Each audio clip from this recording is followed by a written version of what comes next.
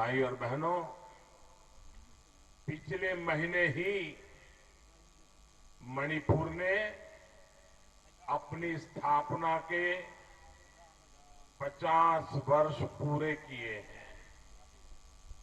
बीते दशकों में आपने अनेक सरकारों को देखा है, उनका कामकाज भी देखा है और उनके कारनामे भी देखे हैं।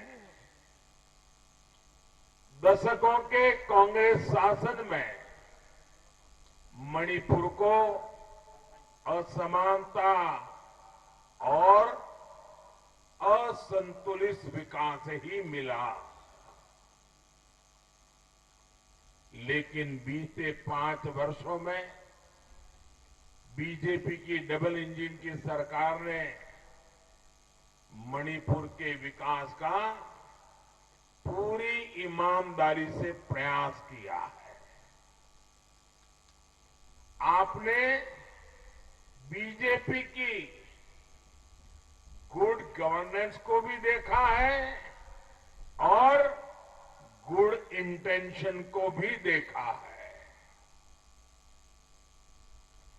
बीते 5 साल में हमने जो मेहनत की, उसने आने वाले 25 सालों की एक ठोस, मजबूत नींव बनाई है।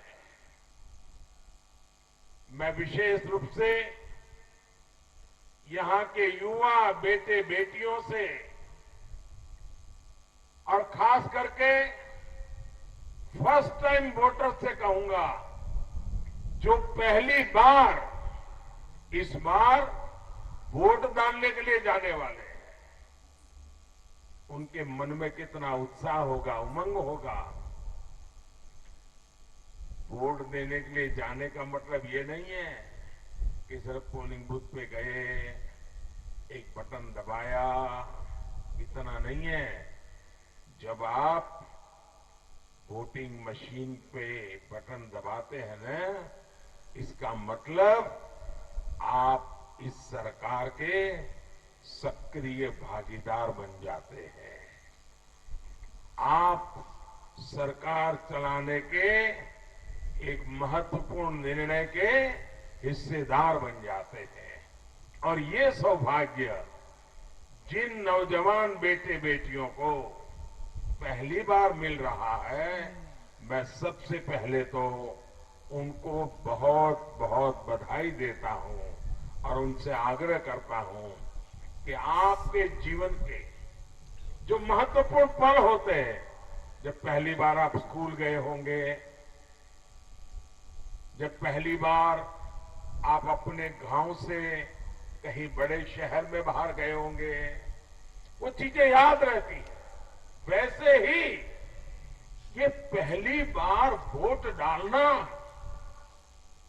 पोलिंग स्टेशन पे जाना, बूथ के अंदर जाना, बटन दबाना और अंदर से विजय ध्वनि निकले, एक नया विश्वास लेकर के निकलना, ये अवसर कभी जाने मत देना। मेरे नौजवान साथियों, ये चुनाव मणिपुर के आने वाले 25 साल को निर्धारित करने वाले हैं। स्टेबिलिटी और पीस का जो प्रोसेस इन 5 सालों में शुरू हुआ है, उसको अब हमें परमानेंट बनाना है। इसलिए मणिपुर में बीजेपी के नेतृत्व में पूर्ण बहुमत की सरकार बननी बहुत आवश्यक है।